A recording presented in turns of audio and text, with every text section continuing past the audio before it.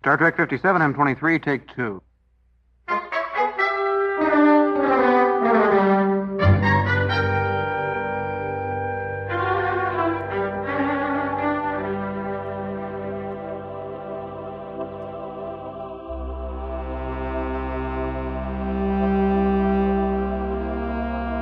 It's the It's Got Star Trek podcast.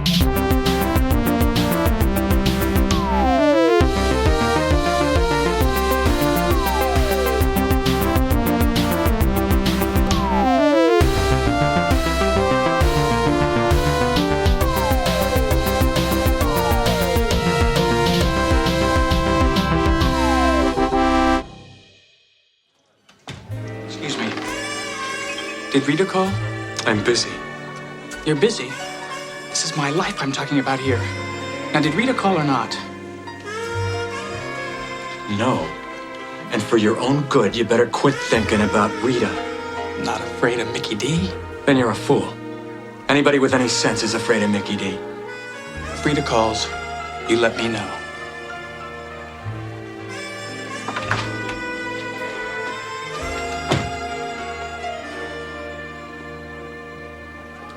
Kid's just asking for trouble. Rita's too much for him to handle, and Mickey D's gonna plant his face in the pavement. Now, here are your room keys. Hello. Hello. Hello. Hello. Hello, and welcome. Hello. Welcome to the It's Got Star Trek podcast. Access it. Okay. Normally we say the name of the podcast. We say the number of the podcast. We're going to get down to business. It's episode number 243. If I recall correctly, does that jibe with what other folks think? Sure. Dan, you're it might be. I kind of lost count, actually. You're going to play a clever sound effect that reinforces the 243 episodes of It's Got Star Trek podcast? Yes, sirree. All right, there we go. Shoot. And This is which episode of TNG? Time to get down to business. good call. Good call, Jesse. That is the other thing that we usually do is season 2 something. we explain which episode we're going to be talking about, even though it's in the title of the episode. You're being really weirdly calm and like deliberate. What's wrong with that? I'm just saying. We don't always have to be high trying energy. to cause trouble. We just came off of intense coverage of Star Trek Discovery's 5th and final season. All right, we're still riding high off Right. So we're Or are we coming down? We're coming down. Yeah, we're coming relax down. a little bit. Taking it Be a little easy. bit more deliberative. that. Yeah. More calm and relaxed. Very strange experience. Yes, it is a little bit. No. So yes, we say the title of the episode. We're fond of doing that. Podcast audiences themselves, I think they like to get confirmation that what they're listening to is what they think they're listening to. I mean, they probably know from looking at the title. We've gone over this Is before. it really that big, though? when Well, you're you've also listening? played sound effects from this episode, which is another clue. Yeah, but I And mean, if the people are familiar with the episode, which but- they probably are, because I- otherwise, why would they listen to this episode of the podcast? like I think we had this discussion last week, and I'll say what I said then or the week before, which is they looked at the file they Yeah. downloaded, and it told them what they were listening to. Yeah. It's not like Right. it's not like they stumbled upon a lost file without a name and played it. It's like, what yeah, is but this? I mentioned the podcast And it's archive. only like a few minutes in, probably, so they remember the identification.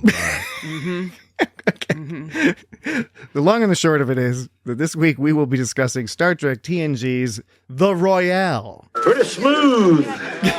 All right. Yes, The Royale. The Royale, of course. The Royale. The Royale. The Royale. Okay. The Royale. Okay, are you going to play? I awakened to find myself here in the Royale Hotel. All right. The Royale's exits are Described in the clearly novel marked. I found in my room. Well, there was more to it than that. The Royale's exits are clearly marked. Why, this is the Royale, of course. I believe you were trapped inside the Royale, just as I am. There we go. Wasn't that fun? Do you want me to replay the one that I played over? I awakened to find myself here in the Royale Hotel. No. Precisely as described in the novel I found in my room. I'll admit I'm slightly disappointed that you didn't button that with Royale with cheese. Oh, Exactly. yo, man. From Pulp Fiction. Oh, I was man. waiting for it. That was because we frequently reference Pulp Fiction. Yeah. Yeah. And this episode I think we frequently say Royale with cheese. this episode is about Pulp Fiction. Right. But that's okay.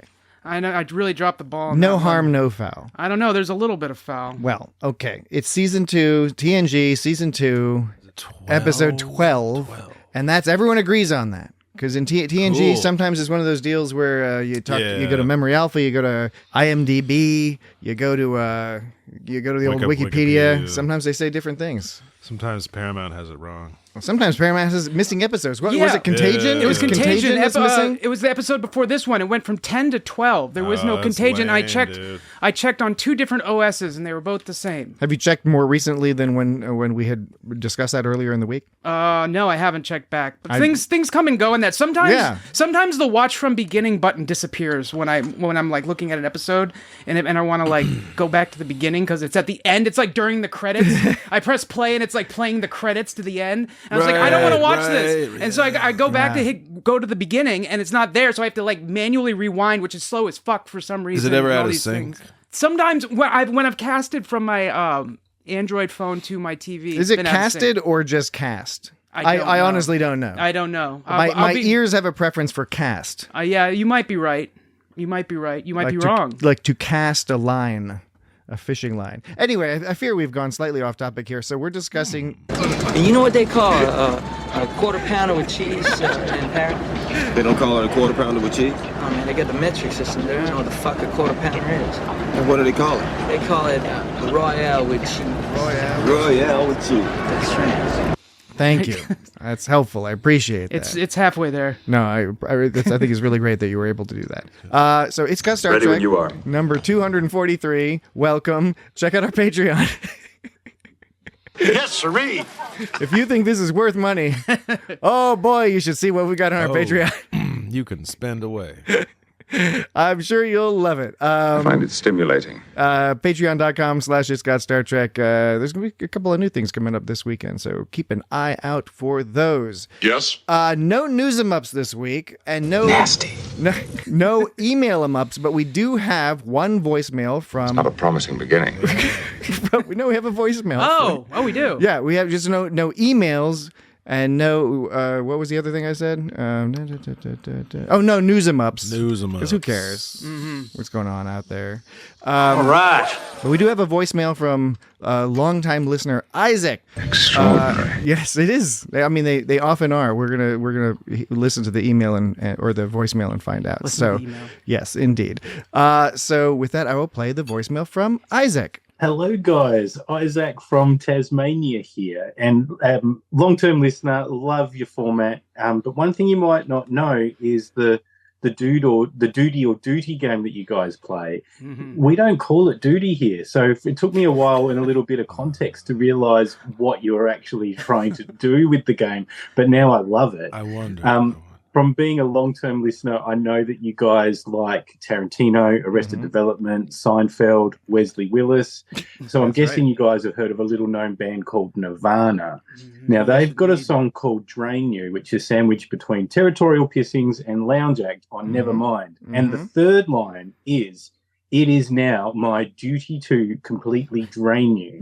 And I challenge you this week to listen to the song and tell me what was Kurt Cobain actually singing in 1991. Because I'm sure he was recording that song with this game in mind. Keep up the good work, and I might just hang around. Thank you so much, Isaac. We appreciate that. That's actually, we didn't think of the cultural contextual differences. I kind of wondered. Yeah, I didn't think about it either. Yeah, but I didn't, So now what we don't know is they don't call duty in Australia. So what do they call it? I don't know. Does anybody know? Isaac, do you know? We can probably look it up. Yeah, I know. Oh, great. Excellent. That's convenient. Wait. What's going on here? What's going on here? What? Isaac, what do they call duty or feces or whatever you want to call it? I don't know. Nasty. It's like God, there are many names for it. Nasty. I've never said this before, but shit's very popular here.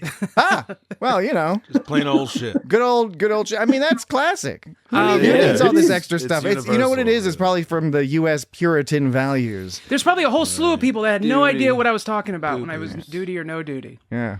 You know. I was also wondering if it was what Dookie, the 1994 album by Green Day, is Dookie the same as Duty? Yes, is the same as Duty? Yeah. Dookie is another. It's another. And there's a another famous quote, slang term for feces. And there's a famous quote from a movie starring Hulk Hogan called No Holds Barred, where he picks some guy up, and the guy's all freaking out, and he's like, "Urgh!" And he goes, "What's that smell?" And the guy's like all freaked out. He goes, "Dookie," because the implication is Hulk picked him up, and the dude shit his pants. Yes. No Holds Barred, starring Hulk Hogan. It's not an implication, Dan. They make it fairly clear. And in that movie, No Holds Barred. And Tiny Lister Jones, I think, is the name of Zeus the Moose. Yes, he was in there. Is that movie better than the episode The Royale? Because we can talk about that instead. Mm-hmm.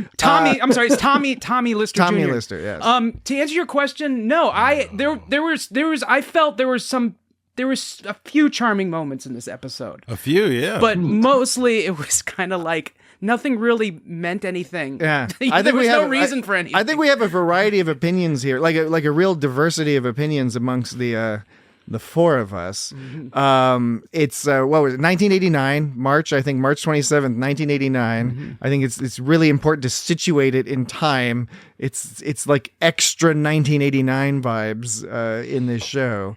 It gave me the feeling of like watching an old late 80s sitcom. And I mean, that's obvious because it takes place in the late 80s, but it had that specific vibe. It had actors from TV. It had that specific vibe, and the camera had the specific look. Everything just felt like what you ascribe to an 80s sitcom here in the U.S. at least. But I think it had sort of Doctor Who-ish vibes or Red Dwarf in terms of the production design a little bit, like with that spinning door. Right, and I guess we'll get into all this, but that spinning door is pretty tight.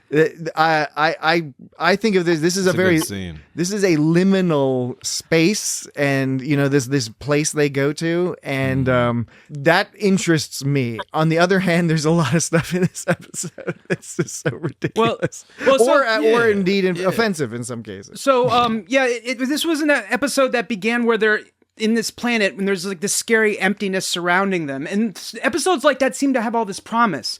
Another episode I'm reminded of is TOS's episode Spectre of the Gun. It kind of began in a similar way, where they're out in the middle of a bunch of fog and you think it's going to be this crazy thing, but it's really just a throwback to some older time that we've sort of existed. Well, was that the one also where the sets were all like only the fronts, right? And that adds to like that's another one. It's a 1-day thing. Yeah, the liminal dreamlike space to it, but pretty smooth. Anyway, I guess we should start at the start. We have this very green planet. Well, I really want to go back to what you said about it looking like something like Doctor Who or Red Dwarf. I was thinking specifically when they were over, like in scenes where they were looking at the inside of the casino part. I don't know. That was 80s sitcom. Yeah. I'm talking about like outside in the black void, looking at that spinning door. That to me, it felt sort of English production style. Totally. Sounds good to me. And with good effect, potentially, depending on, your opinion on things. Because I know a lot of people, Isaac, I think you're one of them. I know a lot of people can't stand this episode. This is one of your worst ones, right? On my list of most hated TNG episodes. What are the first two for context? So we've got, the racist one from series 1. Yeah, absolutely. And we've got the clip show at the end of season 2. Shades of Grey. Shades of Grey, right. Yeah, they're both pretty bad. Totally. Even Luoxana and Alexander having a day spa is better than this. Oh yeah, that was weird too. Oh yeah, I like Luoxana, but a lot of Luoxana stuff is weird. Yeah. While I was watching it, I was trying to work out why I don't actually gel with this episode, and I think a lot of it actually isn't the casino bit. It's you spend about 10 to 15 minutes on the ship being told why we can't communicate with the planet. Yeah. And it's really, how would I put it? It just interrupts the story all the time. It is a lot of just sort of like beeping and booping and like, we're going to try this. Oh, that didn't work. All right, we'll try something else. And then there's going to be a comedic scene of like Picard and Troy like listening to. That was interesting because they were listening to the audio tape of what was of the story, but it had the same voices as the people on the planet. Yeah, they weren't listening into the planet. They got the same actors to do the audiobook. To do the audiobook that they did to get the planet going. So them using the line "It was a dark and stormy night" is kind of like the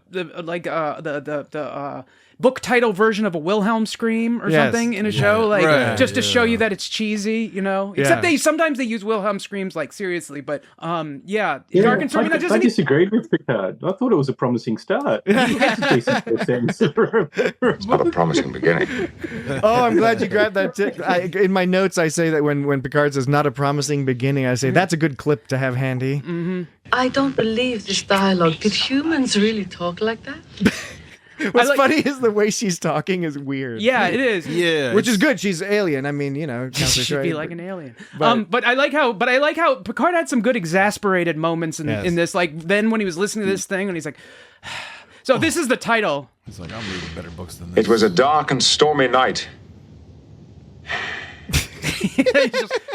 Then he goes, it's not a promising beginning. And then here's one where he was exasperated with Wesley. Captain, these frequencies are unstable. And find others. Yes, sir.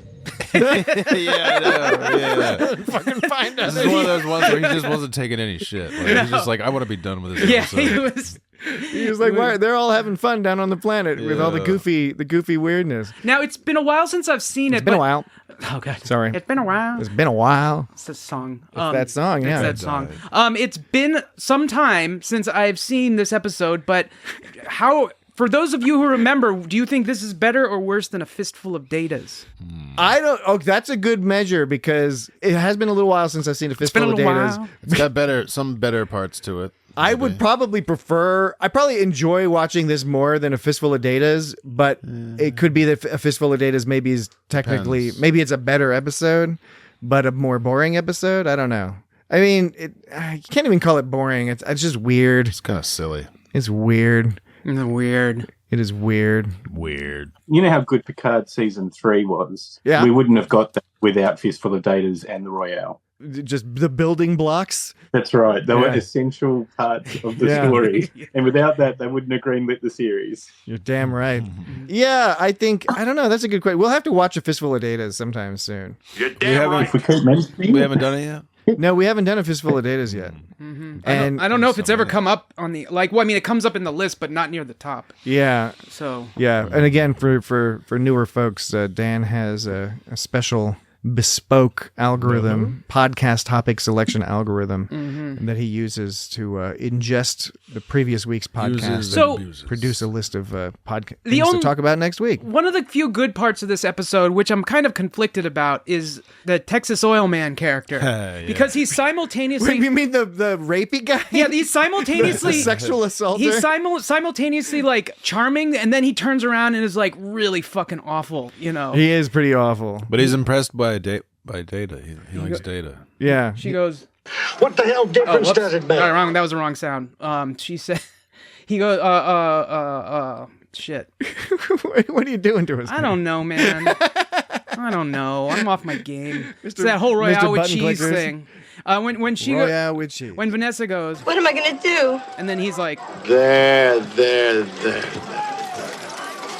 And he was like hoping she would lose all her money so he could get with her. Like he was trying to make, and plus apparently it was they didn't mention it in the story, but there was a subplot with them like trying to murder her husband or something like that. Yeah, which was weird. They brought up these like plots and subplots, but nothing really had to do with anything really. Like we were just, and why did it play? Well, yeah, I mean it was supposed to be like a lame novel. It was supposed to be a lame story. I know, but it didn't play into the plot of the show really, except for at the very end when they found out that there was gonna some the way they got out was buying the hotel. It was quite a leap to say like, well Mickey D can leave, that means we can leave, and the way we leave is to buy the hotel because that's how the novel ends. He thinks if you tie if you put it in a nice little bow, it means like they get to leave. Like there's nothing that really indicated they're using like the same level of logic as the book to get out of the book. Yeah, it's like meta. It's like if they play out the climax, they beat the book and get to leave it, which it was play out the climax. That's wild. Yeah, it is. What a wild phrase you've just invented. Play out the climax. Play that shit out. One of my issues with the episode as well is the colonel that died. He didn't try that. So he just lived there. He didn't try to break the casino and buy it off them. You know, he had 38 Rest in years peace, to try Colonel. that. Yeah, he did not. You're right. That's a good point. He did not. He spent 38 years and couldn't come up with an idea. Couldn't figure out the gag, which was pretty obvious. Well, I mean, maybe hindsight's 2020. Right? Yeah, but and then also, so how did this story work? Did it just go on in a loop?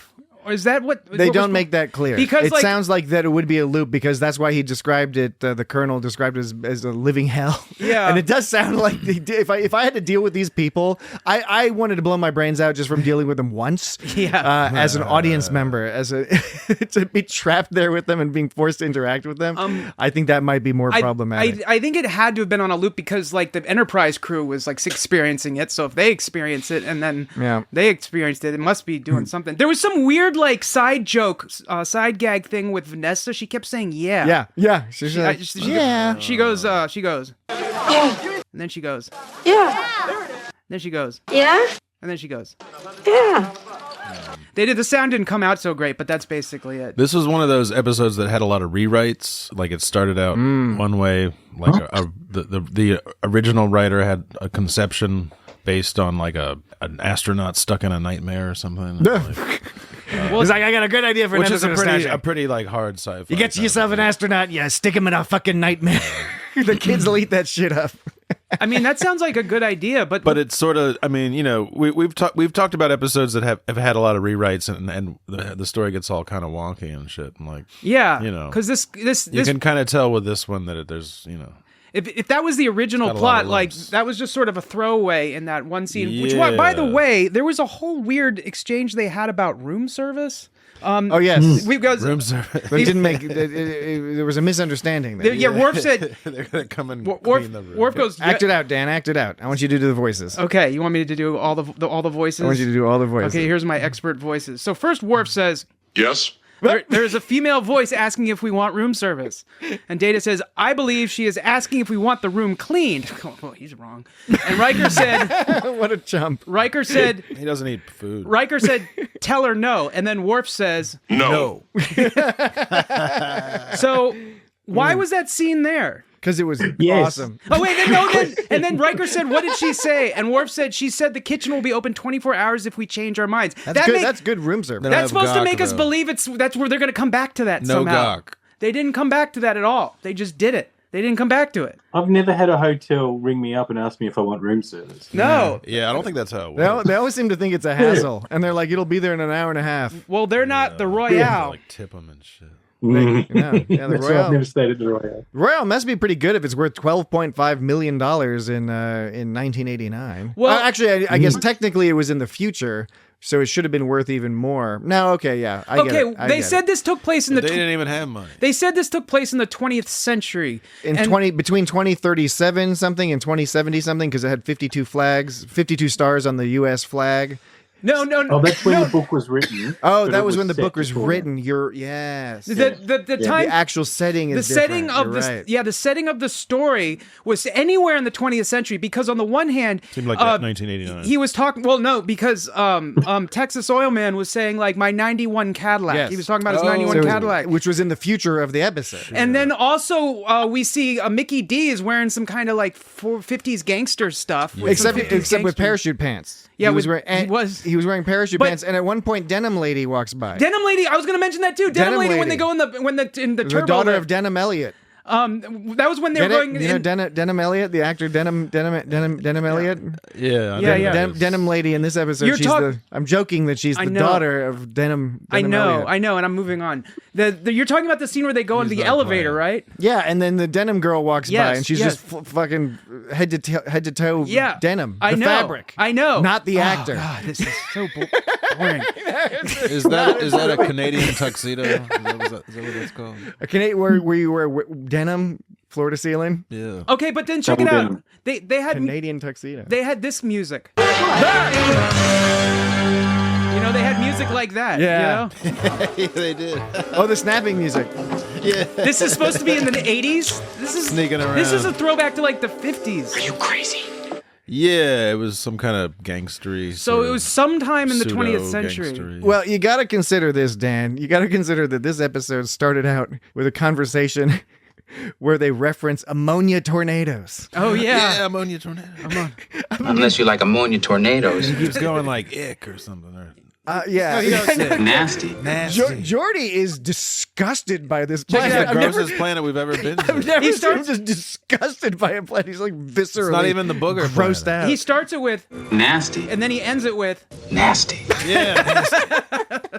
nasty. Yeah, that's funny. All right, so Unless you like ammonia tornadoes. yeah, ammonia tornadoes. That's smelly. it was like negative 200 It's a degrees smelly Celsius tornado. or something. Smells like cat pee. Yeah. Cat pee has a lot of ammonia. Whipping in it. around. And you gotta be careful if you got cats that pee on your floor, and then if you use bleach to like clean up the floor, the bleach can Mustard mix with the gas. ammonia, and you can mustard gas yourself. Yeah, or your Mustard cats. gas yourself. Don't ask me how I know about that. Since when did Picard, when was Picard, a was he war always crime. a mathematician? Is that always his deal? Is he Oh, he's always- into all sorts of stuff. I know he's on all sorts of stuff, but I feel like we've never heard about him. Well, this was season 2, so it's early on, but they don't talk about his mathematician skills often. He likes historic mysteries. Yeah, but he's just trying to solve some 1,000-year-old, or not 1,000-year, but several 100-year-old theorem that it's admirable, that was solved 6 years was after solved- this episode, yeah, right, yeah.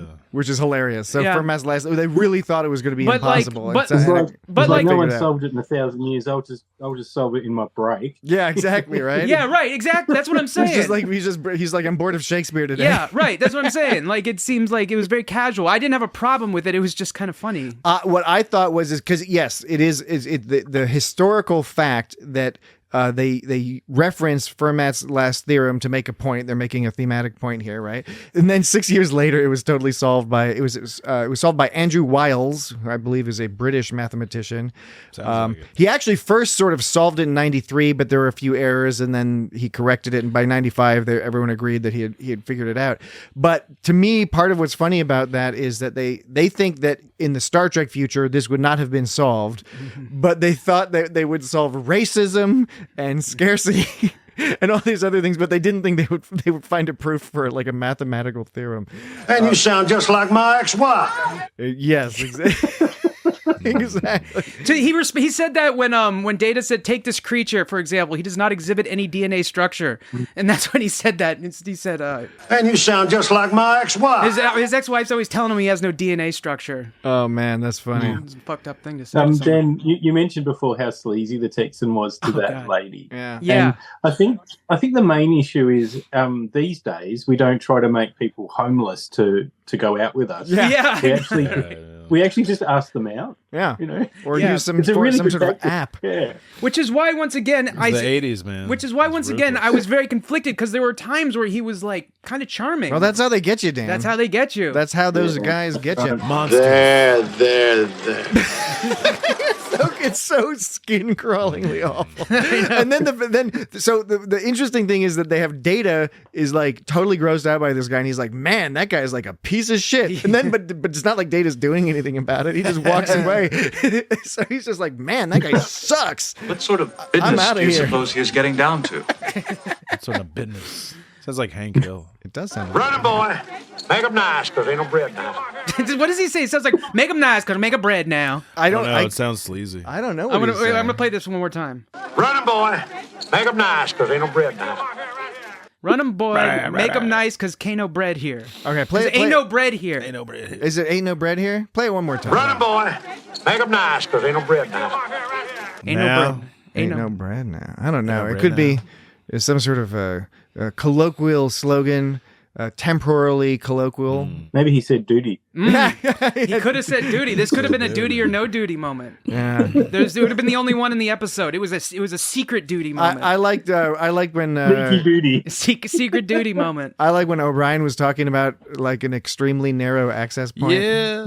That was tight. Give me a moment, gents. We're dealing with an extremely narrow access He calls point. them gents. Yeah. When does he do Yeah, that? so O'Brien wasn't needed at all. No. He got a paycheck for this episode. Yeah. Anyone could have done it. Oh, Wesley could have done it. Same with Pulaski. They didn't need Pulaski. They didn't need Oh Pulaski. my! No, they definitely did not But need Velasquez. did you notice when after O'Brien said that and they got on the transporter pad, you could see the pad buckling under their weight. If Oh, you no. watch it, the plastic, you could see the plastic I didn't buckling see under that. there. Too many. So yeah, that's funny. There wasn't made When to you laugh. say they don't need Pulaski, did you mean for this episode or this season? Oh man. Oh yeah. Well, I mean, she was was good for hating and being like specious towards Data. I think this is a good spot now that we have Isaac on. We actually haven't done a lot of season 2 episodes on this podcast because again, it once or twice. So we haven't had a lot of Pulaski. There was the elementary Dear Data where actually I like Pulaski in that one. Yeah, she's okay. The character fits well there, but. Isaac, what are your thoughts on Pulaski? I think we've discussed ours a little bit, but we haven't discussed Pulaski too much, and I know she can be a controversial character amongst the Star Trek naughty. It's difficult for her that she's competing with Beverly Crusher, who was her own character and really solid in that role. But she's kind of just like a female Bones, really. Yes. She's quite argumentative, quite grumpy. And we've done that. So, apparently Patrick Stewart rang up Gates McFadden near the end of season 2 and said, basically, can you come back? And she was like, no. And she didn't want to, but she got convinced anyway, because apparently she stood up for herself. And that's why she got let go, right? From season 1 a bit. Yeah. Yeah, and for me, like Pulaski, like I said, there's episodes like Elementary Dear Data that I quite enjoy her character because it's balanced out properly. Because as you noted, she is like let's do a female version of Bones, but the problem is that like Dr. McCoy was slotted into a very specific structure with Spock and Kirk, and there was supposed to be a certain balance, and like there's a reason why Dr. McCoy was the way he was. Right. It wasn't that he was that way and that was charming and people liked it. It was that it was balancing out the Spock logic thing with Kirk mediating between them, and that's interesting. Whereas it's just like, oh, a female McCoy, we'll just add her to the TNG crew, which doesn't. Everyone's nice to each other, and like, oh, you got this ornery lady showing up and being like sort of unnecessarily aggravating to people. But Picard doesn't like her. Like they never warm to each other. Yeah, he's quite quite dismissive of her at times, and as he's our hero, we take his side. That's true. We don't like her either. And it was funny to see her for just like a little bit in this episode. I like the actor, but the the actor's great. Yeah. And she's from TOS as well. Yeah, she was. Yeah. Oh yeah, I keep forgetting that. We got to watch that episode of TOS. Was it in Picard or one of the other new ones where they've actually got a u.s.s. Pulaski as a? I think it was Picard. Like that, yeah.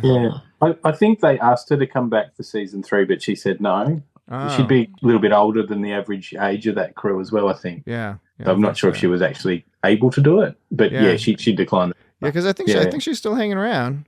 Something to look up on the old internet. The old internet. Ye old internet. We are coming up on a break soon, but I did want to mention just generically the Dan, you mentioned the snappy music and the silly jazzy music. Yeah, I also have yet to mention how I liked how Data, even though the craps part was silly, how Data was like snapped at the end. He did that. We'll get to the craps bit. But I wanted to mention the creepy, creepy season 2 synth music, like because season 2 was like in season 3 TNG got the old orchestra and they started doing more orchestral stuff, but season 2 happy synth. Season 2 they did a bunch of crazy synth stuff, and this episode has tons of like that really unnerving, creepy, like this is the vision of the future nightmare music. You mean like this one? Colonel S. Ritchie. Yeah. Rest in peace, Colonel. Blah. What do you know? Is there a term for that? Where Riker, it's all go like, ahead. It's a flange. I don't know. Jesse, you might know better than I would. It's like a cat about to throw up.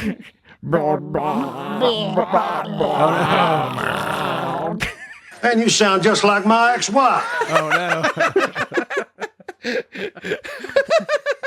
Time for a break. Shoot. All right. We'll take a quick break, and when we're back, I forgot to mention at the top of the show, we do have a second break fun 'em up, and I think tight. All of you all are going to enjoy this. So don't turn that dial, because then you wouldn't be listening to our show because we're not on the radio.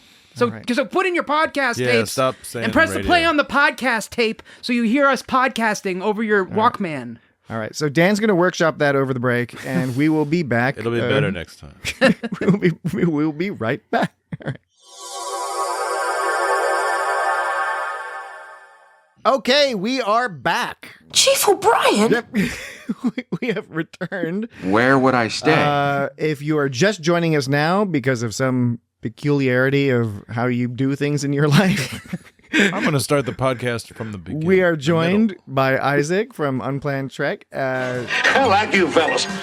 You got style. Isaac is joining us from tomorrow, and we're joining him from yesterday. Wait, what? So, It's already in the future. It's just a crazy idea. because he's chilling over there in Tasmania while we are hanging out in the lower foothills of the Washington, D.C. Metro region. Yeah, Extraordinary. we're in the Virginia part of that metro I find it stimulating. area. I'm sure you do, Picard. All right.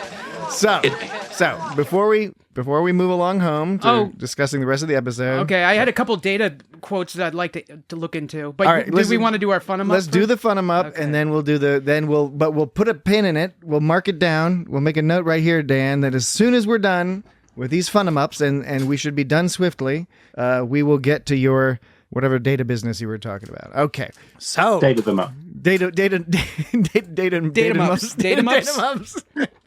mups. That's, I don't know. That sounds like a cool new app that the kids are using. This second break fun 'em up is about Pulp Fiction, and no, not the movie. What? No, I know we reference the movie a lot. No, this episode, the Royale, is an example of Pulp Fiction. Royale with cheese. In the proper sense of the term, right? So I thought, why not look up some of these old Pulp Fiction books, because they have funny titles and funny covers that look very silly. And I found a list of it was called the best of the worst Pulp Fiction covers. Casual queries offered inconspicuously might prove fruitful. So, sidebar, we'll get back to the fun up in a moment. But I have it in my notes. Both that I hoped that you'd pull that quote, and that I think that's one of my favorite quotes of Data ever. Yeah, it's pretty All awesome. the flaws of this episode aside, there's something about the way he phrases that tickles me so much. Could you play it again, Dan? Casual queries offered inconspicuously might prove fruitful. It might even be a haiku. If it's not, it's pretty damn close. It has the vibe of a haiku. It has a nice meter to it. It does have an excellent fucking meter. It's got a great delivery. Casual queries offered inconspicuously might prove fruitful. Something philosophical What in I that. like about it too is might also means might not. Yes. Mm-hmm. Like so it might not be fruitful. It's not really saying much of anything. It is not. Exactly. So it fits right in on the It's Got Star Trek podcast. No, self-deprecating humor endears the audience to us. It's not as burnt, but it's still... So much for your new turkey. Yeah.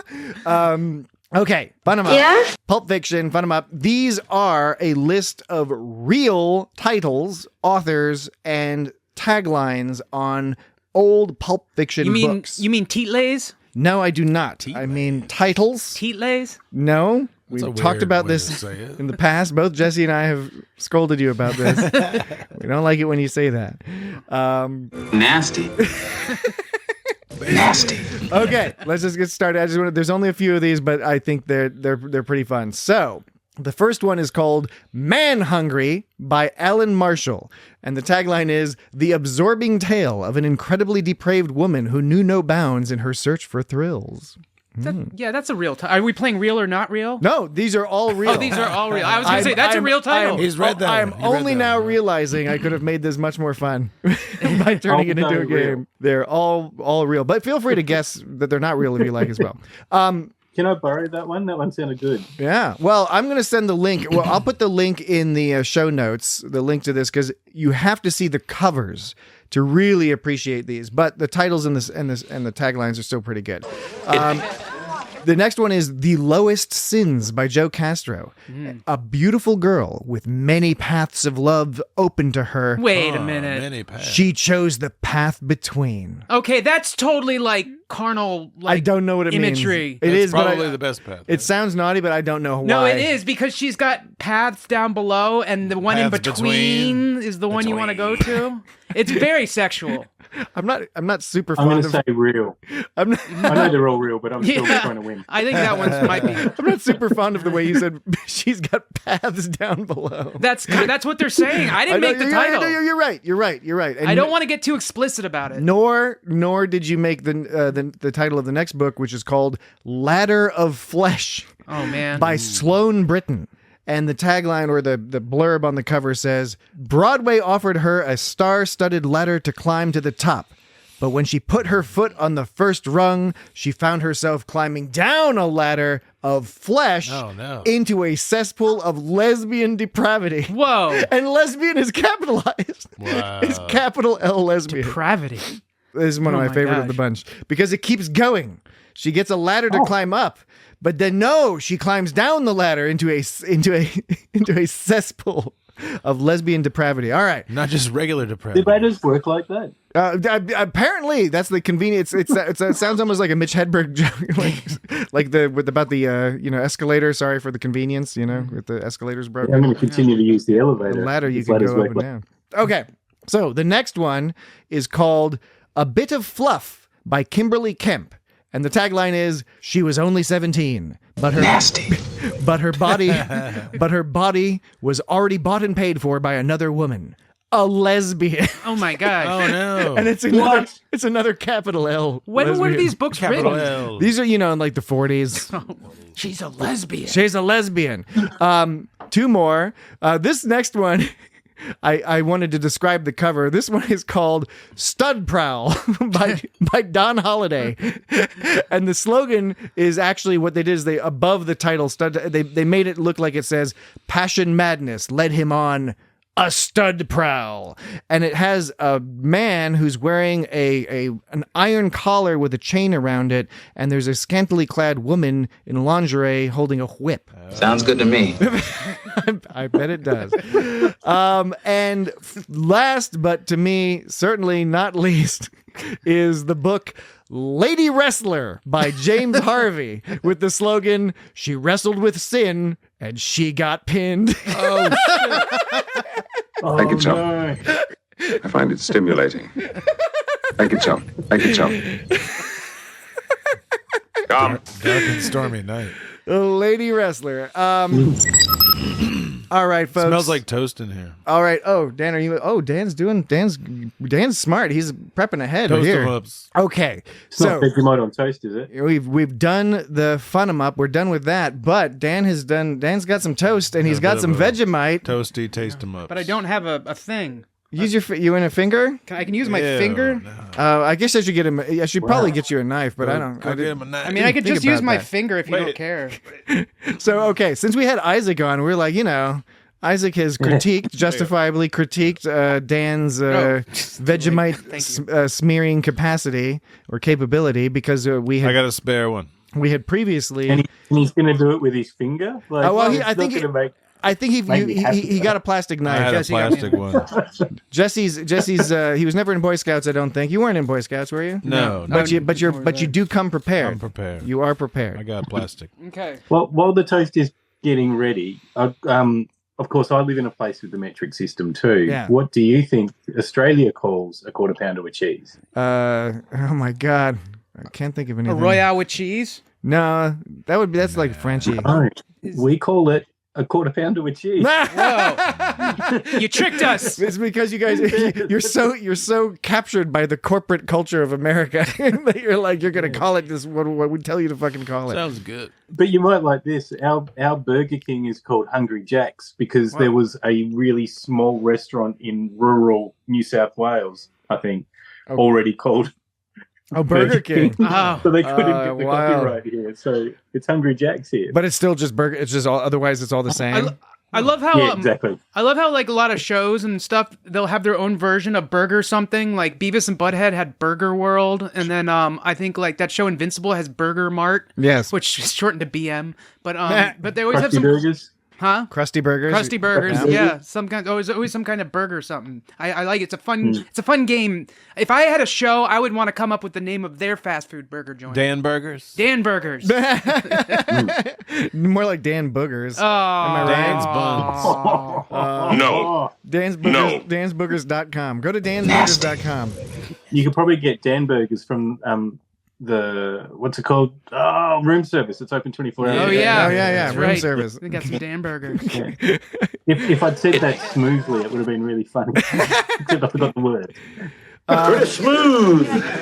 Okay, Dan. So, all right, yeah. So let's do some Vegemite action here, and then we'll get. So we got Dan. We've already pinned. Dan was talking about some data business. Now What's Dan that? Dan is smearing some Vegemite onto some toast. I put a little and he's bit showing on. it to Isaac via Zoom, and Isaac is now going to try to determine whether it's too much, too little. So have you only put it in the corner, or is it burnt in the corner? No, you just put it in the corner. I just put it in the corner because Just in the corner. I did in case I did it wrong. Wait, are we gonna be taking pictures of Can this you like somehow? spread that around? I can take a picture of it. Here, I'll take you. You just people need to see. You guys talk. You guys do Okay. podcast stuff, and I'll come take a picture. Okay, so Isaac, I'm sorry. Podcast. Could you say that again? What do you think of this spread? Yeah, I think that's way too much. Even though there's no thickness So there's to a it? big glob in the corner of the toast. Okay, so I have to make less Vegemite. Can I make some too? So you should spread it around. Yeah, if you have. Do you mind having like a long pause, and I'll make you some and show you what it should look like? Yeah, I would love to know if it's not too inconvenient. Right. Yeah, I can easily do it. I'll be back in 2 minutes. Okay, right I'll on. make some toast. This is right. directly from the source. I got a professional. All right, we're back soon. Okay. All right. So excellent. Getting some egg salad. Some proper what do you call it?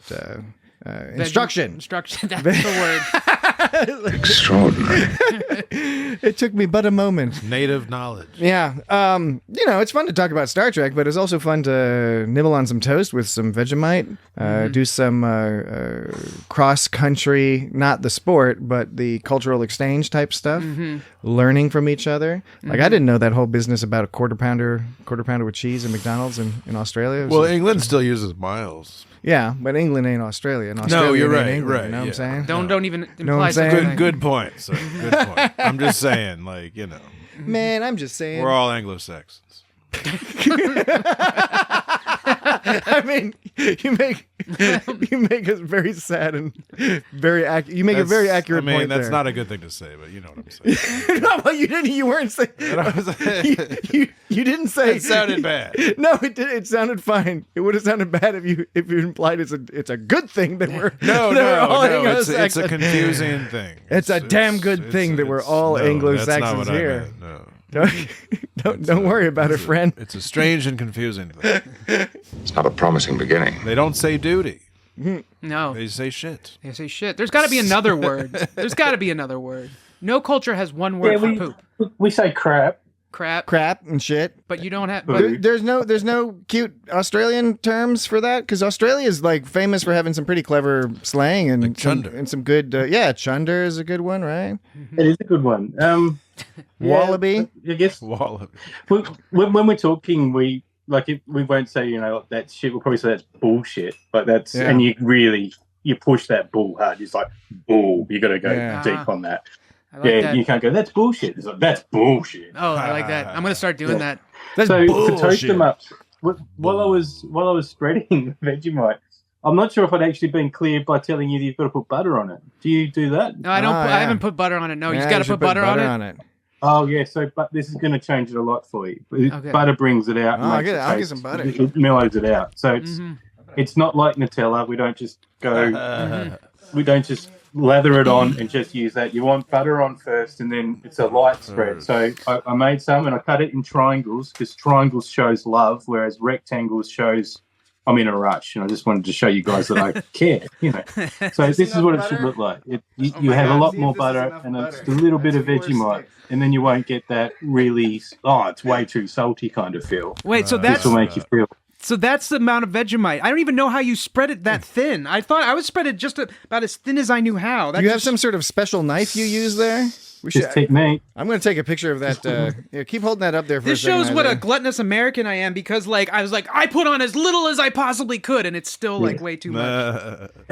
From our end, when we see Americans eating Vegemite, it's usually that they've caked it on like Nutella, and it will taste disgusting at that level because it's very salt heavy. Mm-hmm. So it's like if you imagine how much you'd want to sprinkle a bit of salt on your meal, you want to sprinkle just as much Vegemite. So just a light touch, you'll get the taste and with butter, particularly melted butter on your toast, it just really tastes really nice. It's a great start to the day.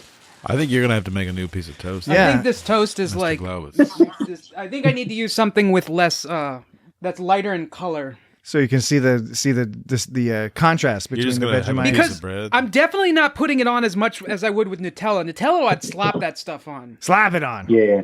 Do you agree that cutting toast with triangles does show more love than rectangles? I was interesting that you said that because Patrick, you might not have heard that because you were off mic, but I was grabbing the butter. Isaac was saying that when you cut it bread in triangles, that shows love, but rectangles, it means you're in a hurry. Triangles takes care and it's delicate. You got to get it right. I could see that because I do usually cut things in triangles. I do have an innate preference for the triangle. And you know what shape. used to piss me off It's a strong shape. What pissed me off as a kid is my mom never cut my sandwiches in triangles because I always wanted them in triangles, but I never associated it with more time. But that must be it. She just didn't want to spend the extra time on me. Yeah. Or maybe she didn't like Dan, it. are you firstborn? I'm second born. Yeah, I bet firstborn got it. You know it. Okay, how about this? You're getting better. Okay. Getting closer. It's better, but I'd still say there's too much. Yeah. Wow, I don't even know how to put less on. You didn't put the butter on right. All right. Well, the butter's cold, so I can't Yeah, no, we're gonna you gotta toast that shit up. We still got plenty of podcast to do. Yeah, so I know. let the butter warm up a little bit. So then the butter warms up. If I toast the bread, then it turns brown and you can't see. No, toast it lighter. Let's just let the butter sit a bit. Let's just go easy. It's good on to that let the butter sit out a bit. We've got lots of Star Trek to talk about. That was the lightest little toast. Okay, that's fine. We'll get it all sorted out in the end. I'm just saying, let it chill for a bit, and then at your leisure, as we're moving along, you can pop another one in and check it out. Okay. All right. So Dan, you had some business about data. You were going on and on about this data business. Like a second. No, there was just a couple quotes that I wanted to explore just briefly. That's not a big thing. It's just brief exploration. I mean, it doesn't have to be brief. We gotta fill time here. Here's brief number 1. Okay. They do exist, but they do not register as either man or machine. That's the only two choices, huh? Man or machine? I guess not. I guess so, yeah. And no plants?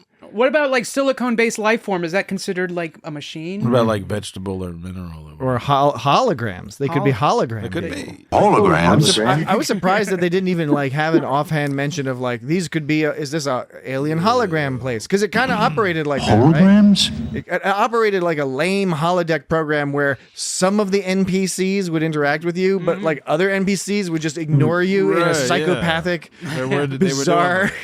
Like that. The lady at the slot machine was upset me. Like that whole scene where Data's all trying to talk to her and she's just like and putting the coins in because it was upsetting. That's what it's really like. Well, yeah, exactly. Because if you go to Las Vegas, it's like you see zombie people. It's just or like Atlantic ching, City. Ching. Yeah, I mean probably more so in Atlantic City these days. By this stage, they'd established that the holodeck had well and truly existed. Yeah. Picard had played Dixon Hill, which is a far better program than this one. Yep. They never said hologram. They never said holodeck, but they're surprised that they're not computer or people. So it did seem surprised because it's just obvious to us as the audience. Like, okay, holodeck. When they tried to leave the casino, you saw that they would go in and just come back in again. Which I thought they acted very well, considering how silly the gag is. Yeah, this gag's silly because you just keep going around. I know what you'd expect is for them to walk through and come out the other side, but the other side would be a replica of the side they were on. You know what I'm saying? Instead, they very obviously, you can see them walking in a circle behind you. It's like, I just want to say, stop walking in a circle, just go straight to the other side. But like, for some reason, that's not how it works. It was just like you've identified the reason, Dan, because they've got to come back in the room and be all like, whoa. Well, the thing is it was a cheaply done effect because if they wanted to put a little more effort into, if they wanted to put more effort into it, they would have had them come out the other side, but the other side would be exactly the same. But I as think the it's side a classic. It's a classic bit. Yeah, yeah. Well, I mean, it is Star Trek. It is like kind of. And it like is that music that's all like dreamy and like. Yeah, it is some. It is like a vaudeville gag or something. It was, and I thought Brent Spiner did it the most vaudeville when it came out because Data. So the thing about this episode is every now and then, especially in early season, a couple seasons of TNG, every now and then the producers or writers, I don't know who, maybe it was Brent Spiner, they were just like, hey, you know what? How about in this episode, Data's like totally weird. He's like acts like a complete like fucking weirdo this episode because like Data does a lot of that. And Baby needs a new pair of shoes. And then he does that snap. I like that snap part. I actually I enjoy it. Like some of the individual things, like they're funny, but like when they kind of come together, I don't know. It just throws me off. It's like, why is Data acting like a lunatic this episode? Or he like fixes the dice. They're like, these dice are not weighted properly, and he all like crunches them to properly. So I mean, and that goes into the climax of like how silly it was, because I would be more likely to believe, since Data can crush dice into the perfect weight, I'd be more likely to believe that he can purposefully roll whatever dice roll he wants instead of beating the odds of craps, which is not something you can do. Oh, 100%. It didn't make any sense. What would have made sense if they were good dice to begin with, and Data used his robot skills, his android powers, to manipulate the dice to unbalance them to favor the odds he wants. But they didn't want him to be a cheater. Right? They I think that I'm sure maybe they had that idea, and then some Gene Roddenberry or somebody was like, Data can't be a cheater because he's Starfleet through and through. So they were like, okay, they're imbalanced dice, and he's going to correct them, and somehow that's going to make him roll 18 in a row. Well, Riker asked. So there's 2 points where Riker asked Data to elaborate, and then he just interrupts him. The first time was when Data was explaining the plot of the book, and then Riker just kind of like interrupted and was like, okay, that's enough. But another happened here when he totally yada yada yada like Data's like method for winning at craps. He's like, it's like Riker was like, elaborate, and Data was like, well, it's quite simple. If you do this, this, and this, you'll win at craps. And if you go like this, he's like, oh, that's cool. I don't care. Whatever, just go do it. It's like you have the secret. You have the secret to winning at craps, and Riker's like, it's okay. Well, we don't need to know those kind of. Wesley. It's a post-scarcity future. I know, but it's still kind of like it's like right up there with Fermat's theorem, except like Fermat's theorem is possible to solve. You know, so I don't know. It seems like quite, and I have a hard time believing that Data. First of all, okay, this brings me my next one. Ah, good. I was wondering if we were still on this list of Data business. Yeah. Blackjack. Accessing. Blackjack.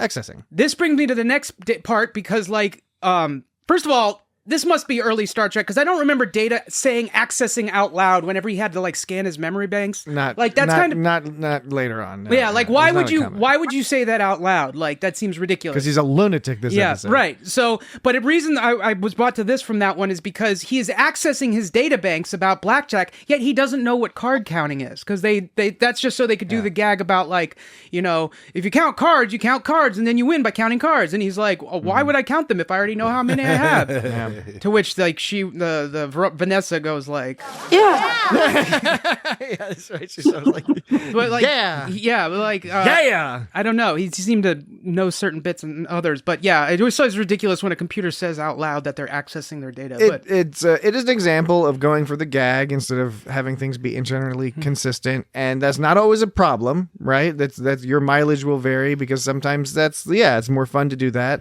not take the story too seriously. Other times it can be sort of aggravating because it's like blackjack is not that complicated. It doesn't seem like the type of thing a super genius android positronic brain robot needs to be all like, let me think about that, let me pull up that very complicated game from my fucking memory banks. Right. This one wasn't such a big deal, but it was early how Data showed a little more emotion earlier on in the seasons. We cannot see it. You can tell he's very like, he's like, he's like amazed. I cannot see it. I thought this was also a weird thing that must be like an 89, when was this, 90?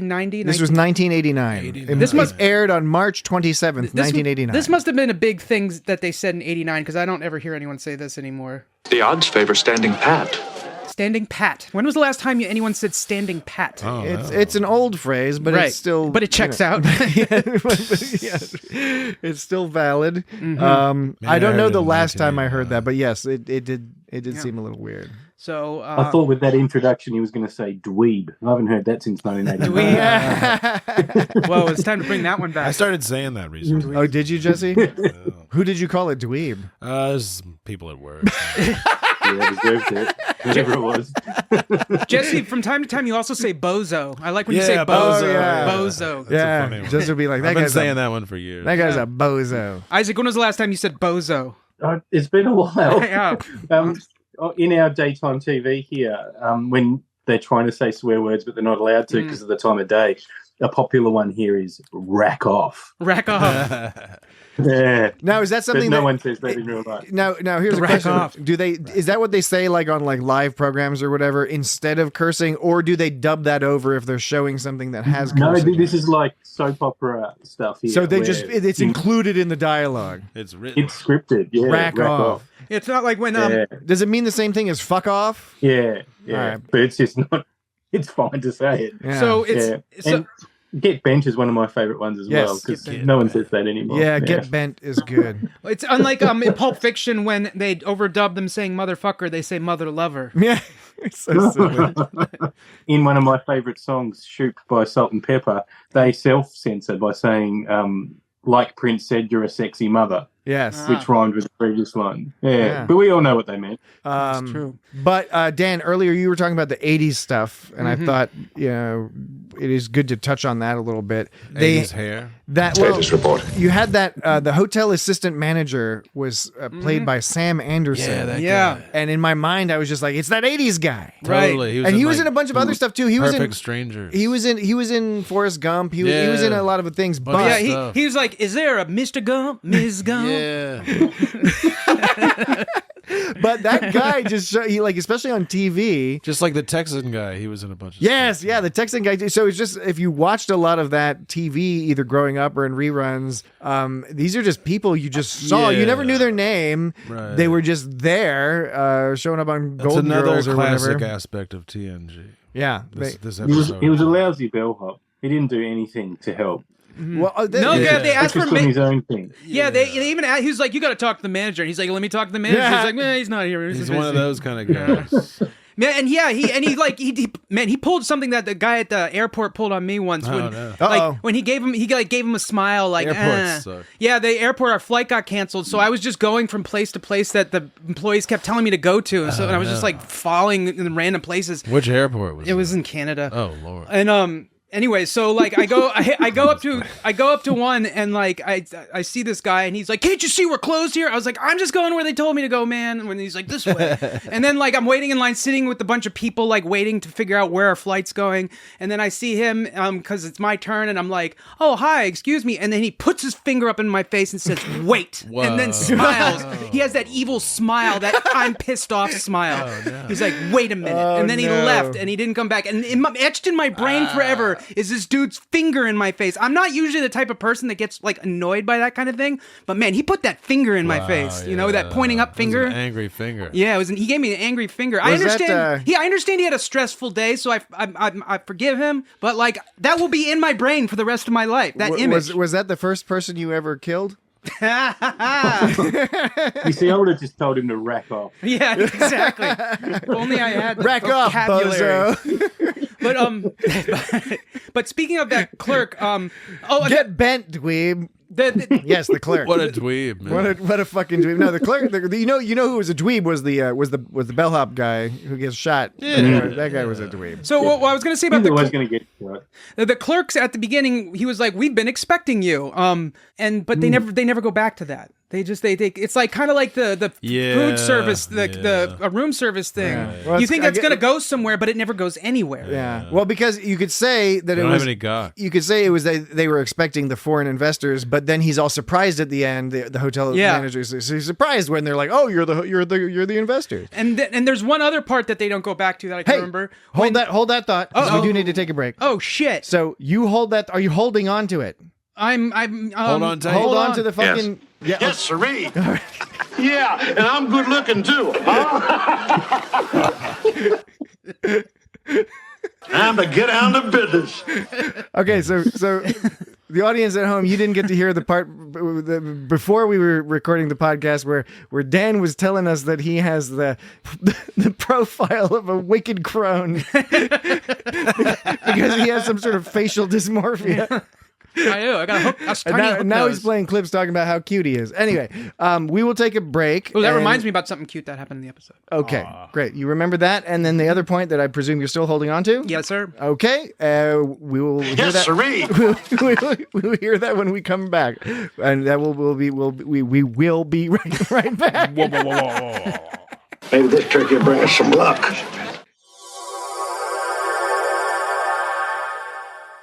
Okay, we're back. Hello. Lasers on stun. All right. Welcome back to your planet. Welcome. Now, Dan has promised us, so Jesse, Isaac, and I are sitting here with bated breath because of all the Vegemite. If you gotta win, you gotta hit. Because Dan promised, both he was holding one point and then he referenced something that what was it, cute? You said there was something cute. Okay, so there's something cute and some other point that he did not characterize, so we don't know how to describe it yet. But he's gonna tell us what it is. We're very excited for that. Well, the first one I'm going to talk about is actually related to what I was claiming that the hotel clerk saying they were expecting them didn't go anywhere. Here's something else that didn't really go anywhere. When Data was saying like, "There's no communication, we should leave," he was like saying that we should get out of here, go back to the ship. And Riker's like, "No way, we're here. Let's check it out." Right? And then later Picard says, "It's unlike Commander Riker not to follow procedure. When he lost contact with the Enterprise, he should have returned immediately to beam down coordinates." Indeed, he should have. These two moments seem to imply that there's something weird going on with Riker. Yeah. Because, like, the fact that Data's like, we should go, and Riker's like, we should stay, that's kind of like could go either way. But then when Picard is straight up like, Riker doesn't usually behave like this. He must be under the influence of an alien device. But, and we don't know. Or an alien lady. And we don't, and we were left. Or denim lady. And we're left not knowing why Riker, didn't go back out and it never didn't go anywhere. So I don't understand like that whole exchange either. That was a pointless exchange. I agree that it did sort of prime the audience into thinking that there was something weird going on beyond just, I guess, Riker being bemused by the scenario, being like, this is hilarious. Although, I don't know, with the vibe of this place was giving off, if I was way further than anybody on Earth could have gotten to at that time, and there's a little weird casino out of a book, that would freak me the fuck out. Riker was pretty amused throughout several points in the episode. He was amused until they were trapped, but they walk around for like 10 seconds before they're like, oh, the communications have stopped working. And then Riker's just like, okay, well, that's cool. We're just going to keep walking around, as opposed to, maybe, we don't hear Picard giving us orders anymore or asking for updates. Maybe we should go back outside and check it out. That doesn't happen. And then, so that's the first point where I'm like, okay, Riker's being weird. And then it's accentuated by the clips you play. Right, and it would make sense if they had shown a scene where Picard was trying to contact them, and he was unable to, but they didn't show that. It wasn't until later. It wasn't until after. Well, they didn't want to draw attention to it. It wasn't until they weren't ready to have that conversation. Well, wait. It wasn't until after that scene that they approached the idea that they couldn't leave. It wasn't until after that, and I'm saying then they should, if they were going to put that part in, I think they should have put it after that. They discovered that part, but it's whatever. So speaking of, this actually goes into the point that people at home are like, "That's what you're complaining about this episode." Well, there's like all this other stuff. Like I said at the top, like the bits on the ship didn't matter in this episode, and Picard's pissed off. Picard's pissed off that Riker doesn't check in. But the only reason that Picard stops being pissed off is because his mood changes, which Troy can sense. It's not because he's actually now following procedure. It's just because his mood's changed. You're right. That's a good point. I forgot about the whole Troy thing. Oh, yeah. When she said Riker's amused, it almost seemed like Picard was a little annoyed by that. But amused? Yeah, he was. He's like, well, we're at work. Don't have fun. Yeah, exactly. You shouldn't be having fun at work. We were about to talk about amused Riker, as we are currently talking about, but that actually leads into the other point I was going to make before the cute one. Oh, before the cute point. Right. Before. Well, is this connected? No, this is the cute. This is the cute point. Oh, this is the cute point. Okay, I'm sorry. Just wanted to clarify that. When Data says, "What sort of bidness do you suppose he is getting down to?" Picard gives that cute Data's being cute face. He gives that smile that Riker does when someone's being cute, and he gave a Data's being cute face. Yeah. He was also amused. Oh, he doesn't know what he's saying. That kind of look. Yeah. Yeah, or right is been Oh yeah, the other point. I had another point, didn't I? The other I hope so. I sort of lost track, Dan. I gotta be honest, but the other point. Please feel free. The other point where he was amused was when he was reading about like Richie's diary entry, and Richie said this book is terribly written, and you could tell that Riker was amused by that. But then it was immediately followed up with him talking about how he was in his own personal hell, and that was actually a good juxtaposition between Riker being amused and like reading something really disturbing. So that was an effective moment, although it was kind of pointless. But and that could be one of the issues with this episode, where again mileage may vary, but there is some jarring tonal confusion between goofy hilariousness and intensely upsetting dreamscape horror stuff. You have a sexually abusive guy, you know. Sorry, Patrick, it's kind of like what I said last week, that this wasn't on your heist list, and it's because it's not a heist. Yeah. But it should be a heist. They focused on the Texas Oil Man. It's in a casino, and they get money through, and it is okay. So one. Like it goes, the Texas guy goes from. I like you fellas. You got style. Yeah. To. There. It's not like narrated as a heist. No. The structure is not a heist structure. Because they're not actually getting anything. They're just experiencing these events. Right. The thing about this episode is they have this twist at the end where it's like, okay, you got to play through the plot in order to complete the mission or whatever, and that storyline has been used elsewhere, and it's a clever thing to do. However, I think it's kind of funny that the way they played it is like, oh, we've got to find a way to raise money to buy this place. That's how they're going to solve it. I thought it'd be funny if like part of the plot of the book required them to actually like run the hotel for a little while, and so like Worf is getting all grumpy because he has to be like, I don't know, he's like the maid or something like that, whatever. And then that's how they have to resolve the story there. Or the story, or have the story be like where like Riker and Data have to like go on a date because that's like in the story, you know. Just, you could get a little bit more creative with how they have to resolve this, other than just playing craps. Baby needs a new pair of shoes. I've got two things that impressed me in the episode. The first is how consistent, pendulum-like consistency the doors. They don't increase in speed. They don't get slower. They're an even roll. That's a good point. You don't have to push them. They're just continual. So I quite like that. And I was also, I like that this is one of your favorite parts of the episode. that's the VIP. And did you guys did it surprise you how many extras were in this episode? Yeah, I just noticed it this week when I was watching it. I'm like, there are so many people in it. Like, I guess in the 80s you didn't have to pay. You didn't have to pay people. It's like Deep Space Nine. You just sprinkle a little cocaine and maybe some slices of ham. And, 1989. That's people right. show up, just put them in costumes. You know, you got denim. You don't even, in this one, they didn't even put them in costumes. They just had a girl walking around in denim. Yeah, that's what. It's so weird. It was so out of place. But that casino, pretty full casino though. The casino here is empty most of the time. Really, I mean, unless it's a Friday or Saturday night. No, I think that's a lot of the casinos here are like that too. I think it was too brightly lit, but other than that, it's always too brightly lit in Star Trek. So yes, so to go back, my redeeming points are the doors work and they paid extras. So it is an episode. They put some effort into it. Well, no, they also put effort into the gross skeleton man. The gross skeleton man was like extra gross. They didn't find a Bible. They didn't find a Bible in the. Yeah, they did. They stopped doing that in the year 2030. Okay. Yeah. You can 26 years away. You can just get it online. You know, you get it on your phone. You can get it. Download the Bible app. Yeah, but like you really have to. No one's gonna do that. Like without. No one, like somebody might stumble upon the Bible in a drawer at the hotel, but they're not going to stumble upon downloading the app if they weren't thinking about it. The hope is that they get the Bible app. The hope is that they catch someone without any books, and they're like, "Oh, I guess nothing to read. I guess I'll read this Bible." Read the Bible. Just read Genesis. Yeah, I tried reading Genesis. Genesis? It's really boring. Genesis? Can't do this Tell on me Nintendo. more about It doesn't have a very promising start. No, it definitely. It's not a promising beginning. The end's not all that great either. It's a couple of good twists and turns. The end, yeah. So I was just saying the problem is that nothing that happened during this episode, except for the foreign investors that got sort of shoehorned in at the end, never led anywhere. Nothing they discovered actually helped them escape. It was all just some stuff happening. The resolution was that Data figured out how to win at craps, which has nothing to do with anything that happened in the episode. I mean, we saw Mickey D leave, which I suppose that was supposed to let the crew know that the leaving was possible. But like, how? Yeah.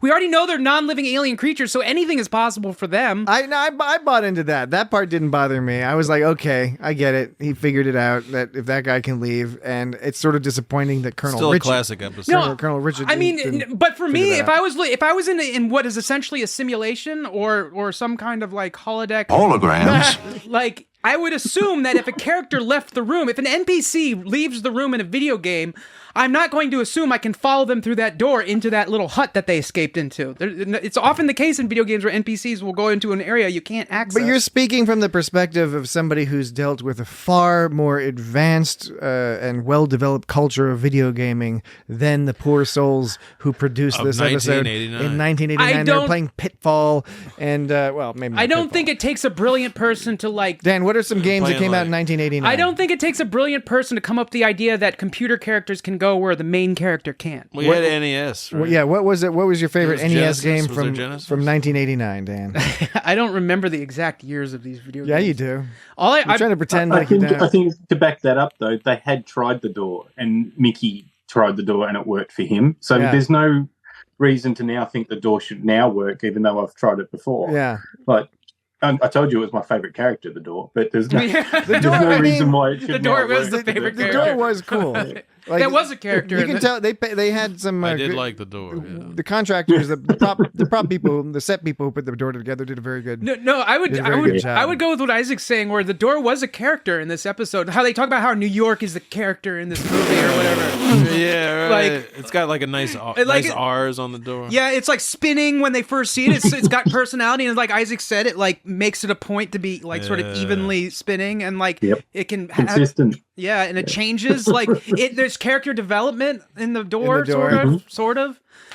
Speaking of video games, though, like I can say that the first time I saw Super Mario Brothers on the Nintendo Entertainment System, it blew my fucking mind. Because I'd always grown up with like I played Atari and like the Apple II Plus video games, but then like Super Mario Brothers, I was like, this is like a whole new world of video games. But what happened when Sega Genesis came out with Sonic the Hedgehog? That was cool. I was into it, but your mind was not blown as much. Not as as the much. Nintendo? The next time my mind was blown that much was probably TurboGrafx 16. It's probably Super Mario World. Lynx. Oh, Super Mario World on the Super Nintendo was pretty fucking rad. And then Pilot Wings. When I saw Pilot Wings, Pilot was Wings like, was good. Yeah, crazy. Pilot Wings was. But good. no, Genesis Sonic was pretty cool. But yeah, Pilot Wings has a bit of a creepy liminal vibe to it, sort of like this episode. Yeah, because I think it's the way the background sort of scales in and out and sort of makes you think you're close to it. Mickey D kept making me think of McDonald's because that's like a nickname people use for McDonald's. They're like, "Hey, you want to go to Mickey D's?" And it's like, if I got to be careful now because if somebody's all like, "Hey, Patrick, do you want to go to Mickey D's?" and then like we end up at this motherfucker's house, I will be upset. He's got no French fries. Yeah, he's got no French fries and he's got some weird ass silk parachute pants. Oh, nasty. Boy, you have got He's got a girlfriend that doesn't want to be with him and wants to be with the bellhop instead. Yeah. Oh, and did you catch that subtle bit? And because I've seen this episode a million times, but I don't know that I ever fully understood the context of what was going on with Mickey and Rita until watching the episode this time, because the bellhop at one point says that Rita's only staying with you because you feed her sickness. Which I now realize is a reference to heroin addiction or some other addiction. Something like that. Mickey D, maybe it's fucking fries. You know, the old lard fries that they used at McDonald's. Lard fries. Whatever it is. Lard fries. Lard fries. Big Mac. Lard fries. I mean, I should say beef tallow. Really, it was beef tallow. Beef tallow fries. and why do we not have any sponsors? Dan, you should be reading commercials for us. Come to McDonald's for the lard fries. So So much for your new turkey. Mickey D is feeding Rita cocaine or heroin or amphetamines or quaaludes or whatever business, poppers, I don't know, whatever, amyl nitrate. Whatever I don't they know, did back then. Whatever Rita was into, because we never get to meet Rita. And that's another example of there's the tonal shifts. It's not even tonal shifts. They're layering on top because this is a silly plot. They're telling us this is a silly book with a silly plot, and Data's acting goofy and everyone's acting goofy. And then the bellhop is all like, I love my dame, and the guys are all like, I'm gonna fuck you, and it's meant to be silly. And yet, if you pay attention to what they're saying, the bellhop is saying, I had a girlfriend and you got her addicted to drugs, and now you use her as a sexual slave in return for drugs, and then you're gonna kill me, and then he kills that guy, right? That's fucked up. That's like a horrific thing. That's pretty bad. And just this is nominally a young adult children's show. I watched this as a child, and then to how Texas Oil Man, how he talked about how he wanted how lascivious he how he wanted Vanessa to go broke so he could get with her because she would need him from then on. And then it talks about we're supposed to assume that subplot of the gentleman sort of like seducing is not the right word, but gentleman like cohorting with a younger woman. Cohorting would be like if they got together as a group. Okay, well they kind of did. With some sort of identifiable. Well, the point was they were the subplot was supposed to be with an esprit de corps. The subplot was that the older gentleman and the younger woman were going to get together and like murder her husband or something. That was the one that Picard read. It's in the book. That was the Texas. That's cahoots. That was the cahoots. Cahoots. That's the Texas Oil Man. That I think we're led to believe. I believe so. So we have two murderers. Otherwise, it's another disconnected thing. We have two murderers. One which like is a molester, know, and the other which is also like a molester with drugs. So I don't know. It's pretty deep, pretty dark. Pretty. On that as well, nobody cared or tried to help the bellhop when he got shot. No. They were like, oh, we told you. And just leave him there. He gets shot. There's no visible bullet wound or blood. He just falls down. If you gotta win, you gotta hit. Those doors just keep us spinning. Yeah.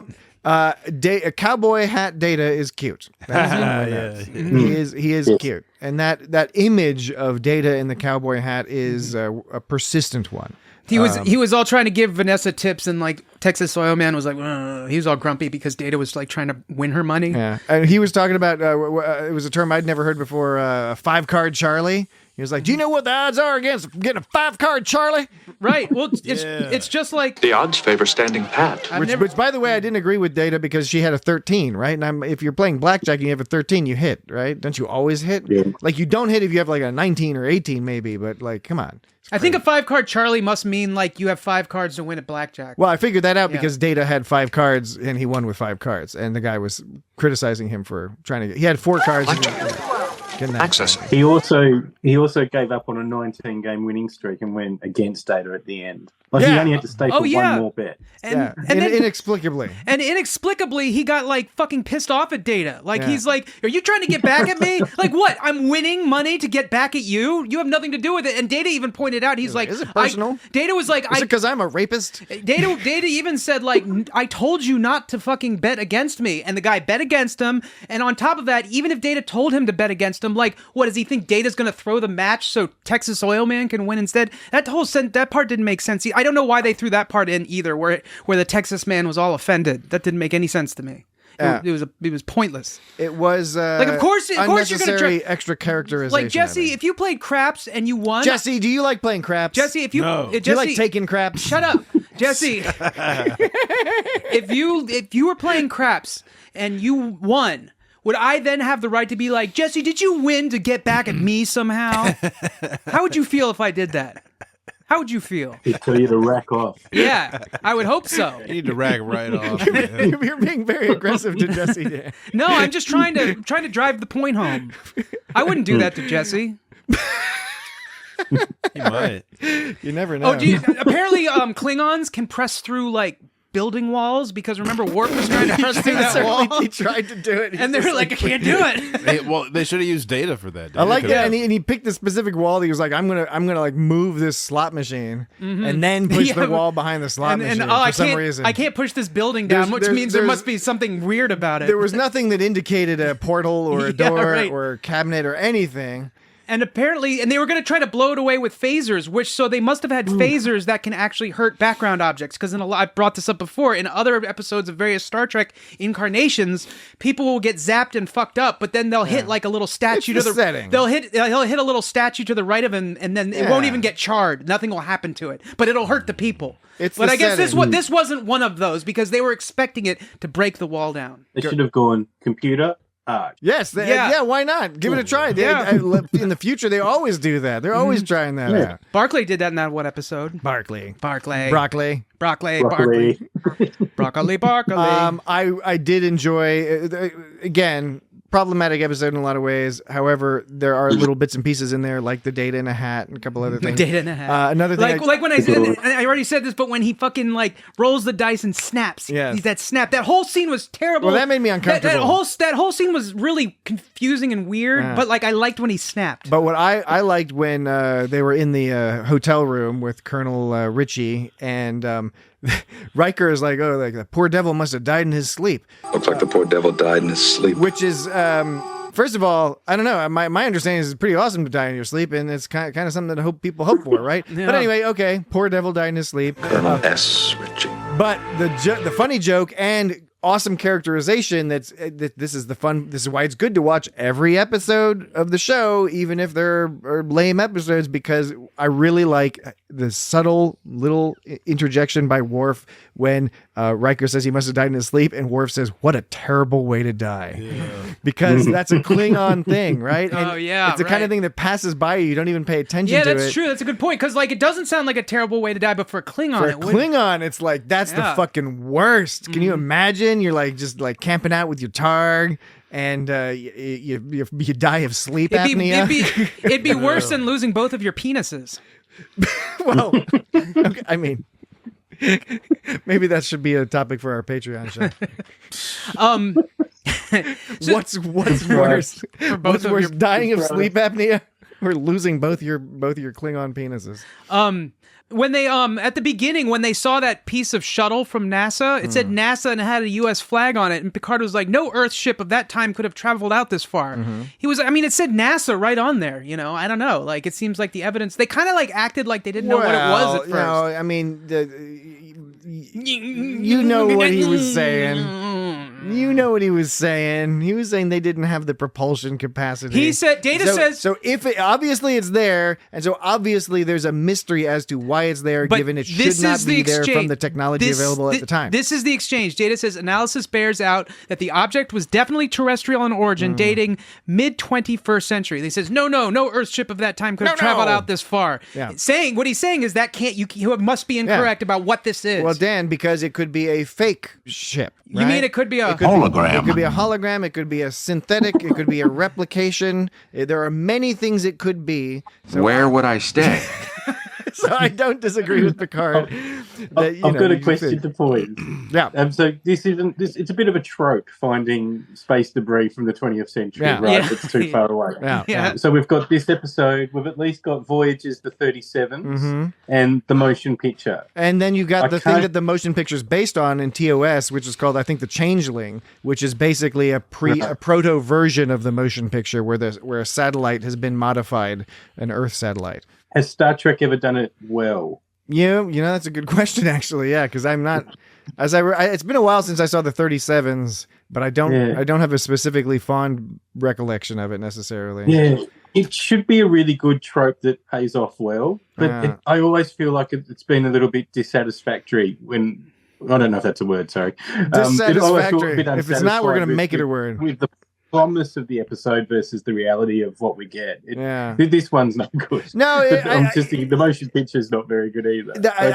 That's actually a very good point, because whenever I think back to the opening teaser for this episode, it's really good. It's a really good teaser. you think you're going to have like a cool episode because you're like, what's going on? They showed up at this planet. It's all super green. Really Jordy's green. going on about fucking ammonia tornadoes. They're talking about like the Klingons are sniffing Unless you around like here. ammonia tornadoes. And then boom, you see this like, whoa, my God, it's a piece of this old NASA business. What's going on? And then like the episode starts and you're like, oh, it's a crazy episode. And Data's wearing a hat and there's a multiple sexual predators involved. I liked this is on the theme of Picard as a mathematician when he looked at Geordi and said, Those are some fairly aggressive computations, Lieutenant. Geordi was performing aggressive computations. Yeah, you're damn I can right he only was. imagine what he was That's doing. what Geordi always does. It was aggressive computations. He was really beating the shit out of that math. That's right. This was a threatening episode. This was a mathematical Picard episode. Yeah. Or at least a reference to it. Another thing that just on the long list of things that Data did that were weird, Dan's played a lot of the clips and we've made a few references, but one other one is when do they ever name the blonde gambling girl? Sure, it's Vanessa. Vanessa, that's right. I'm stupid. So Vanessa, when Vanessa at one point she says, "I'm losing my shirt." Oh yeah. Then Data all like glances down at her breasts and Yeah, makes like I a know. weird squinty-eyed face. Like I don't know. It was another like. Why is Data? Yeah. Did he think that her shirt's gonna fall off? Is she? Are you nuts? He was trying to get a look. Yeah. That's what it seemed like. Or charitably, he was like, is her shirt about to disintegrate? And he was puzzled as to why it hadn't happened yet. I don't know. Casual queries offered inconspicuously might prove fruitful. Damn right, Data. Damn right. Yeah, They might not. They might not. But they may not. Could. Yeah. They It's might possible it would. It's also possible it wouldn't. Yeah, I think might is when it's Maybe not. either or. May is when it's more likely. I think generally accepted. That's it. One of my favorite phrases is like you could say when people say, "I almost didn't recognize you," because Yeah. it means they recognize. Yeah, exactly right. It's a bit like that. Anything else, Dan, Jesse, Isaac? Any other bits and pieces? A lot of times Bibbly closed bobs. closed captioning says this, but Data actually says it out loud. My reading is intensifying, sir. If you look at because I look at a lot of My reading is intensifying. if you look at I look at a lot of closed captioning and there's a lot of X is intensifying. Yeah, closed captioning is one of Dan's kinks. Yeah, I don't know what it and is. we don't kink shame here. We're fine with that. I think I just have problems understanding dialogue sometimes. Well, sometimes you go over to Dan's house and there's just you can't see the video through We cannot see it. how much closed captioning is piled on. We cannot see it. I've got one more little thing for you guys. When Picard and Troy were listening to the book, Troy, who's there to help, just leaves.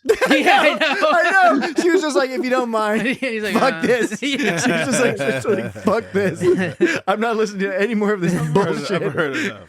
And There's I love no, I need to be doing this. Or, it was all implied it's just too. that, I'm done. She's like, yeah. She's like, don't worry, everyone will understand. The audience will understand. Picard will understand. I thought she was making a great face while they were listening to it. She was just kind of like, "What is this?" She was. Much credit to Marina Sirtis here for that I guess face. she could have stayed in the scene, but she might have been wondering, where would I stay? That's right. She's like, Where would I stay? where will I get? How do I get out of this situation? We're dangerous. We are. All right. Well, I guess we've covered most of what we need to cover for this particular episode. Yeah, I guess I'll have to practice my Vegemite skills. All right, we'll do some more practice. We'll have Dan practice Vegemite. And we'll We'll post back. more pictures, Yeah. and Isaac, you can tell me how I'm coming along. Yeah, and happy to help anytime. I appreciate it. At some point, I'm sure Isaac probably assumes we're joking about this because he doesn't know us that well personally. At some point, we're gonna show up in Tasmania and be like, "Oh, good. You better show us how to fucking do this." Yeah, come over, I'll make you breakfast. We'll have a proper Aussie breakfast. We would very much enjoy that. Time to get down to business. Well, and I'm good looking too. Huh? so thank you very much, Isaac, for joining us this week. It was wonderful. Yeah, Thank you, sir. Thanks for having me on. It's been a delight. I've gotten to join you on your podcast on Plan Trek multiple occasions. It's always a great time, so people should go check that out. Yes. I have an excellent library of stuff and cool stuff, and you guys are just hilarious. Yes, sirree. So, the concluding matter of the program. Damn! Jesus Christ. Yes, okay. No, I was referring to things like the website, which is www.itsgotstartrek.com. We try to keep it real straightforward for you folks, you know. Elaborate. We don't want to add to your burdens, right? Unless you like ammonia tornadoes. So yes, it's got StarTrek.com. And by the way, so you're listening to one of our standalone episodes, right? Because on this podcast, when there's new Star Trek, we cover the new Star Trek. But when there's not, we still do stuff every week, bouncing around the Star Trek universe. I find it stimulating. Talking about different episodes. We picked this episode because we'd been chatting with Isaac and we thought he had strong feelings about this. So we're like, why not? This is a good episode to go into after a long stretch of Discovery. Just some totally opposite vibe, right? What we've been dealing with.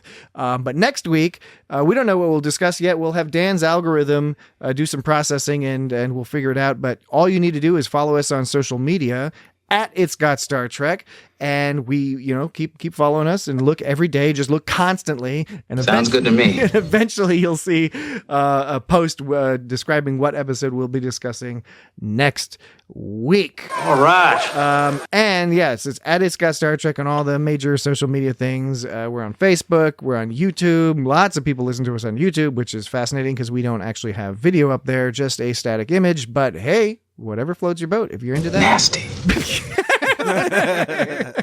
whatever works for you, we're cool with that. Very strange experience. It can indeed be the case. So, Are you nuts?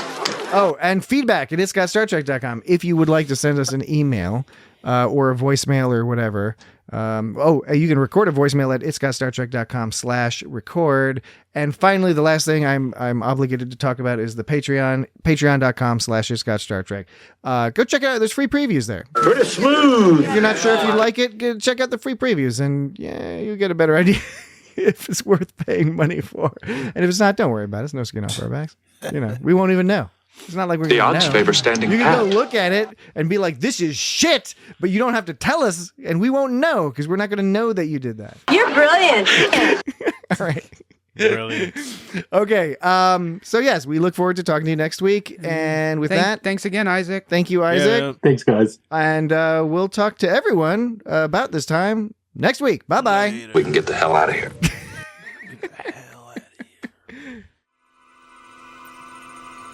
Definitely human. Male. Looks like the poor devil died in his sleep. What a terrible way to die.